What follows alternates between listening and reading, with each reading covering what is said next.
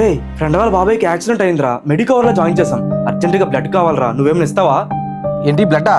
నేను అనకాపల్లిలో ఉన్నాను రా, దగ్గరగా ఉంటే నేనే ఇచ్చేవాడిని. ఉండు, నా ఫ్రెండ్స్ ఎవరు వస్తారని కనుక్కుంటాను. సరేరా, కొంచెం ఫాస్ట్గా. ఏంట్రా మన సింహాచలంలో కదా ఉన్నావు, అనకాపల్లిలోనని చెప్పి అబద్ధం చెప్తావేంటి? రే ఇప్పుడు అక్కడికి వెళ్ళి ఎవరిస్తారా? హలో బేబీ చెప్పు. బేబీ బీచ్కి వెళ్దామా? ఇప్పుడు వస్తున్నాను. బాయ్రా. బ్లడ్ ఇవ్వడానికి ఇంట్రెస్ట్ ఉండదు కానీ లవర్ ఫోన్ చేస్తే చాలు పారిపోతారు.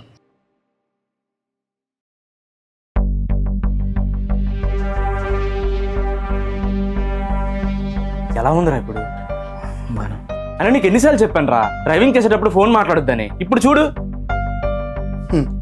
మీ ఫ్యామిలీలో ఎవరు బ్లడ్ ఇవ్వడానికి ముందుకు రాకపోతే దావా ఇచ్చి నేను కాపాడేట్రా. చాలా థ్యాంక్స్ రా.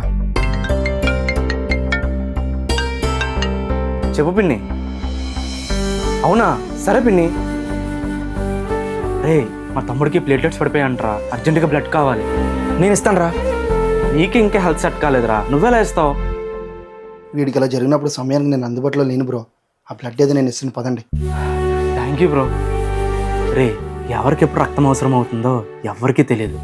ఈరోజు మనం ఇచ్చే ఒక యూనిట్ బ్లడ్ రేపు ఇంకొకరి ప్రాణం నిలబెడుతుందిరా.